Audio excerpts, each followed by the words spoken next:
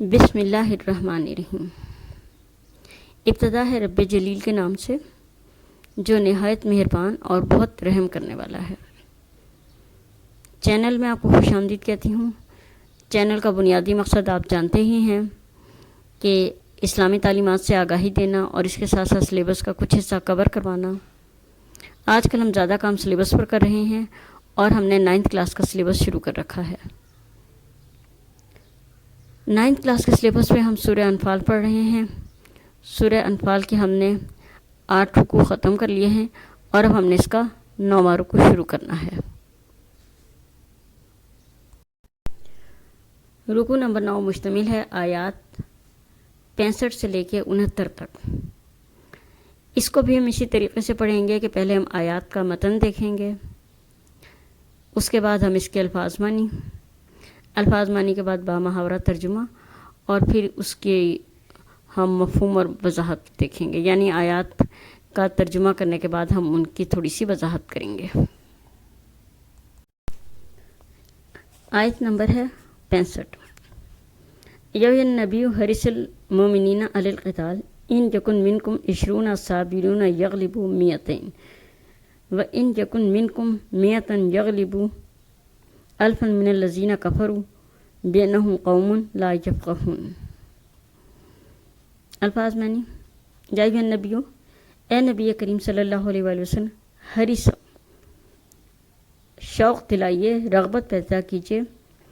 مومنوں میں علی القتال جہاد کی۔ ان یکن منکم، اگر ہوں گے تم میں سے، 20 صابرون صبر کرنے والے، یغلبو غالب آ جائیں گے، 200 پر، وَإِن یکن منکم، اور اگر ہوں تم میں سے، 100 لوگ، یغلبو غالب آ جائیں گے، 1000 پر، من الذین کفروا، کافر لوگوں میں سے، بِأَنَّهُمْ، کیونکہ وہ قوم ہے، لا یفقہون، جو سمجھ نہیں رکھتی۔ بامحاورہ ترجمہ: اے نبی کریم صلی اللہ علیہ وآلہ وسلم، مومنین کو جہاد کرنے کا شوق دلائیے۔ اگر تم میں سے 20 مسلمان صبر کرنے والے ہوں گے تو یہ 20 200 کافروں پر غالب آ جائیں گے۔ اگر تم میں سے 100 مسلمان صبر کرنے والے ہوں گے تو 1000 کافروں پر فتح حاصل کر لیں گے، کیونکہ یہ کافر وہ لوگ ہیں جو کچھ عقل و شعور نہیں رکھتے۔ اس آیت مبارکہ میں اللہ تعالیٰ نبی کریم صلی اللہ علیہ وآلہ وسلم سے ارشاد فرما رہے ہیں کہ اے نبی کریم صلی اللہ علیہ وسلم، آپ مسلمانوں کو جہاد کی ترغیب دیجیے اور ترغیب دینے کے لیے انہیں یہ بتائیے کہ وہ اپنے دشمن سے بہت بہتر ہیں۔ وہ طاقت کے لحاظ سے اور عسکری صلاحیتوں کے لحاظ سے دشمن پر غالب آ سکتے ہیں، لیکن شرط صرف یہ ہے کہ وہ صبر و استقامت کا مظاہرہ کریں۔ اس کے ساتھ ساتھ اللہ تعالیٰ نے یغلبوا 1000 کے الفاظ فرمائے ہیں، جس کا مطلب یہ ہے کہ 100 مسلمان مجاہد 1000 دشمنوں پر غالب آ سکتے ہیں،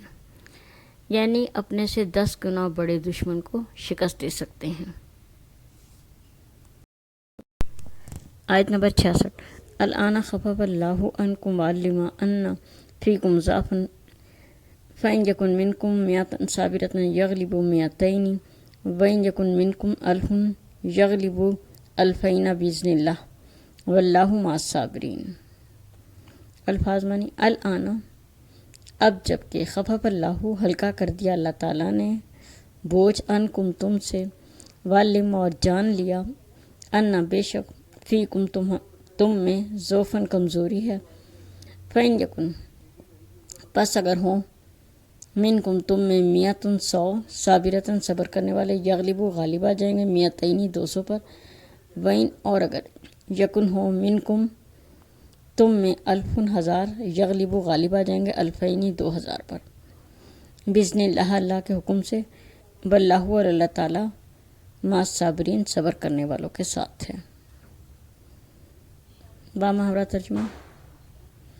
اب جب کہ اللہ تعالیٰ نے تم پر سے بوجھ ہلکا کر دیا ہے اور وہ جانتا ہے کہ بے شک تم میں کمزوری ہے، تو تم اگر 100 مسلمان صبر کرنے والے ہوں گے تو وہ 200 پر غالب آ جائیں گے، اور اگر تم میں سے 1000 مسلمان ہوں تو وہ 2000 پر اللہ تعالیٰ کے حکم سے غالب آ جائیں گے، اور اللہ تعالیٰ صبر کرنے والوں کے ساتھ ہے۔ اس آیت مبارکہ میں اللہ تعالیٰ نے ارشاد فرمایا ہے کہ اللہ تعالیٰ نے تمہارا بوجھ ہلکا کر دیا۔ الانا خفف اللہ کا مطلب یہ ہے کہ اللہ تعالیٰ نے تمہارا بوجھ ہلکا کر دیا کیونکہ اللہ تعالیٰ نے تم میں کمزوری دیکھی۔ پہلی آیت میں اللہ تعالیٰ نے ارشاد فرمایا تھا کہ اگر تم میں سے 20 صبر کرنے والے ہوں گے تو وہ 200 پہ غالب آئیں گے، یا اگر 100 صبر کرنے والے ہوں گے تو وہ 1000 پہ غالب آئیں گے، یعنی تم اپنے سے 10 گنا دشمن سے مقابلہ کر سکو گے، اس پر غالب آ جاؤ گے۔ لیکن جب اللہ تعالیٰ نے تمہارے اندر کمزوری دیکھی تو پھر اللہ تعالیٰ نے ارشاد فرمایا کہ اگر تم میں سے 100 ہوں گے تو وہ 200 پہ غالب آئیں گے، اور اگر 1000 ہوں گے تو 2000 پہ غالب آئیں گے، یعنی اللہ تعالیٰ نے پھر فرمایا کہ اپنے سے دگنا دشمن سے مقابلہ کرو اور اس پر غالب آ جاؤ، کیونکہ اللہ تعالیٰ نے مسلمانوں میں کمزوری دیکھی تھی، اور اس کی وجہ یہ تھی کہ کچھ لوگ ایسے تھے مسلمانوں میں جو کہ ایمانی قوتوں کے بجائے مادی وسائل پر انحصار کر رہے تھے، اور جب انسان ایمانی قوت میں کمزور ہو جائے اور مادی وسائل پر انحصار کرنے لگے تو پھر وہ دشمن سے مقابلہ کرتے ہوئے ہچکچاتا ہے۔ اسی لیے اللہ تعالیٰ نے 10 گنا کے بجائے 2 گنا زیادہ دشمن سے مقابلہ کرنے کی ترغیب دی۔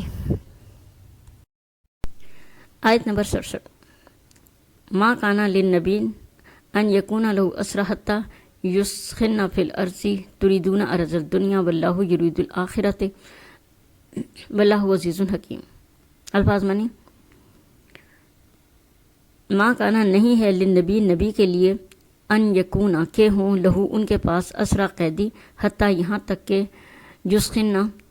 خون بہایا جائے، فی الارضی دنیا میں یا زمین میں، تریدونا تم چاہتے ہو، عرض الدنیا دنیا کا فائدہ، واللہ اور اللہ تعالیٰ یرید الآخرت آخرت کا فائدہ چاہتا ہے، واللہ اور اللہ تعالیٰ عزیز زبردست حکیم حکمت والا ہے۔ بامحاورہ ترجمہ: نبی کے لیے یہ مناسب نہیں کہ اس کے پاس جنگی قیدی ہوں جب تک کہ زمین میں کافروں کو قتل کر کے خون نہ بہا دیا جائے۔ تم تو دنیا کا مال چاہتے ہو اور اللہ تعالیٰ تمہارے لیے آخرت کی بھلائی چاہتا ہے، اور اللہ تعالیٰ زبردست اور حکمت والا ہے۔ اس آیت مبارکہ میں اللہ تعالیٰ ارشاد فرما رہے ہیں کہ نبی کو یہ بات زیب نہیں دیتی کہ وہ قیدیوں کو اپنے پاس رکھیں۔ اصل میں اس آیت میں اس بات کی طرف اشارہ ہے کہ جب غزوہ بدر میں مسلمانوں کو فتح ملنے لگی تو بہت سے مسلمان ایسے تھے جو مال غنیمت سمیٹنے لگے اور انہوں نے کافروں کا تعاقب کر کے انہیں قتل نہیں کیا۔ تو یہاں پر اللہ تعالیٰ اسی بات کی طرف اشارہ کر رہا ہے کہ تمہارا فرض یہ تھا کہ تم کفار کا تعاقب کرتے اور انہیں قتل کر دیتے، اور اگر تم اسی دن انہیں قتل کر دیتے تو شاید ہمیشہ کے لیے کفر کا نام و نشان مٹ جاتا، لیکن تم نے دنیا کے فائدے کو ترجیح دی، اور اللہ تعالیٰ آخرت کی بھلائی چاہتا ہے، اور اللہ تعالیٰ زبردست اور حکمت والا ہے۔ آیت نمبر 68 اور 69 لولا کتاب من اللہ سبق لمسکم فیما اخذتم عذاب عظیم فکلوا مما غنمتم حلالا طیبا واتقوا اللہ ان اللہ غفور الرحیم۔ الفاظ معنی: لولا اگر نہ، کتاب من اللہ لکھا ہوتا اللہ کی طرف سے، سبقہ اس سے پہلے، لمسکم جو تم لے چکے ہو، فیما اس میں، اخذتم جو تم نے پکڑ لیا، عذاب سزا، عظیم بڑی۔ فکلو پس کھاؤ، مما جو کچھ، غنیم تم مال غنیمت تمہیں ملا، حلالن اس میں حلال، طیبن پاکیزہ، واتقوا اللہ اور ڈرتے رہو اللہ سے، ان اللہ بے شک اللہ تعالیٰ غفور بخش دینے والا، رحیم رحم کرنے والا ہے۔ اس آیت مبارکہ میں اس بات کی طرف اشارہ کیا گیا ہے کہ جب نبی کریم صلی اللہ علیہ وسلم کے پاس غزوہ بدر کے بعد کفار کو قیدیوں کے طور پہ لایا گیا تو نبی کریم صلی اللہ علیہ وآلہ وسلم نے اپنے صحابہ کرام سے اس بارے میں مشورہ کیا کہ ان قیدیوں کے ساتھ کیا کیا جائے۔ تو اس وقت حضرت ابوبکر صدیق رضی اللہ تعالیٰ عنہ نے یہ مشورہ دیا کہ کیونکہ یہ ہمارے بھائی بندے ہیں اس لیے ان کے ساتھ نرمی کا سلوک کیا جائے اور انہیں فدیہ لے کر آزاد کر دیا جائے۔ رسول اکرم صلی اللہ علیہ وسلم نے اس رائے کو پسند فرمایا، لیکن اسی وقت حضرت عمر رضی اللہ تعالیٰ عنہ نے یہ رائے دی کہ چونکہ یہ اسلام کے دشمن ہیں اور یہ اسلام کے خلاف جنگ کرنے کے لیے ہمارے سامنے آئے، تو اس لیے ہمارا فرض ہے کہ ہم میں سے جس کا جو رشتہ دار اس جنگ میں شریک ہوا اور وہ قیدی بن کر آیا، وہ اپنے تلوار سے اپنے رشتہ دار کی گردن اڑا دے۔ تو اس وقت لوگوں نے یہی سوچا کہ حضرت عمر رضی اللہ عنہ کے مزاج میں ذرا سختی ہے، اس لیے وہ ایسی بات کر رہے ہیں، اور حضرت ابوبکر صدیق کی رائے کو پسند فرمایا گیا۔ لیکن یہاں پر پھر اللہ تعالیٰ نے آیات نازل فرمائی ہیں اور اس میں ارشاد فرما دیا کہ اگر تم یہ معاہدہ پہلے کرنا چکے ہوتے یا مال غنیمت کو تمہارے لیے حلال نہ کر دیا گیا ہوتا تو تم جو یہ فدیہ لے رہے ہو اس پہ تمہیں سخت سزا بھی ہو سکتی تھی۔ یعنی اللہ تعالیٰ کو یہ بات پسند تھی کہ کفار کو ختم کر دیا جائے اور جنہوں نے اسلام کے خلاف سازشیں کی ان کے سر اڑا دیے جائیں۔ گویا اللہ تعالیٰ نے حضرت عمر رضی اللہ تعالیٰ عنہ کی رائے کو پسند فرمایا اور یہ صاف کہہ دیا کہ اگر تم نے پہلے معاہدہ نہ کیا ہوتا یا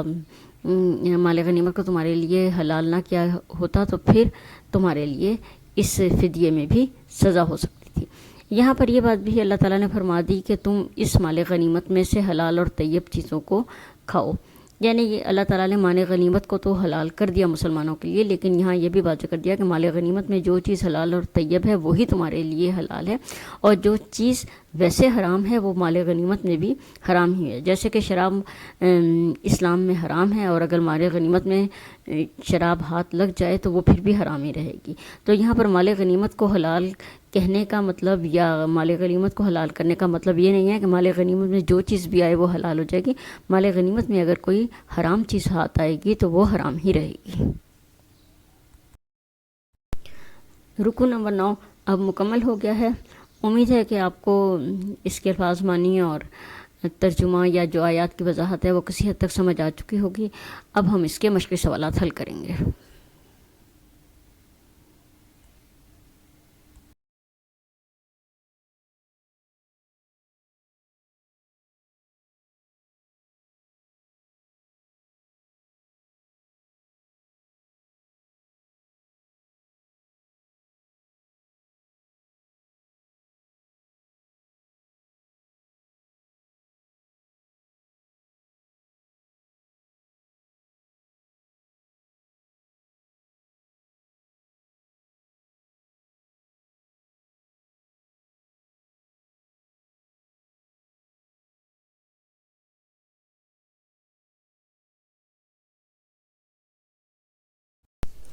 چینل کو دیکھنے کا بہت بہت شکریہ۔ اگر آپ سمجھتے ہیں کہ اس سے آپ کو کوئی مدد مل رہی ہے تو اپنی رائے کا اظہار کیجیے، میں آپ کی رائے کی منتظر رہوں گی۔